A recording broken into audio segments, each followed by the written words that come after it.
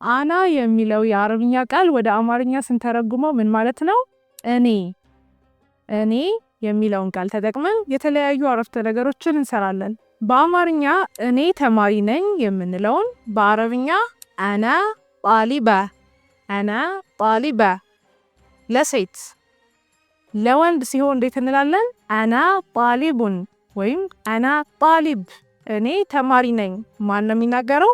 ወንድ። አና ጣሊብ፣ አና ጣሊባ። አና ዓሚል፣ እኔ ሰራተኛ ነኝ። አና ዓሚላ ሴት ሰራተኛ። እኔ አስተማሪ ነኝ እንዴት እላለሁ? አና ሙደሪሳ። አና ሙደሪስ ወንድ ከሆነ ተናጋሪው አና ሙደሪስ። አሁን ካየናቸው አረፍተ ነገሮች ውስጥ ልዩ የሚያደርገው ነገር ምንድነው? ወይም ከአማርኛ የሚለየው ነገር ምንድነው? ተመልክታችሁ ከሆነ ነኝ የሚል ቃል የለንም።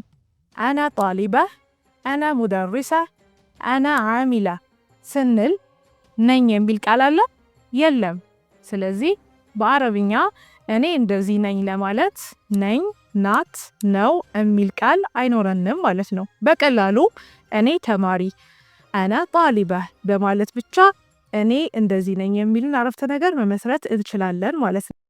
አረብኛን ከኔ ጋር መማር የምትፈልጉ ባዮ ላይ ያለው ስልክ ቁጥር ተጠቅማችሁ ወይንም ደግሞ ኮሜንት ላይ አረቢክ ብላችሁ በመጻፍ ማግኘት ትችላላችሁ።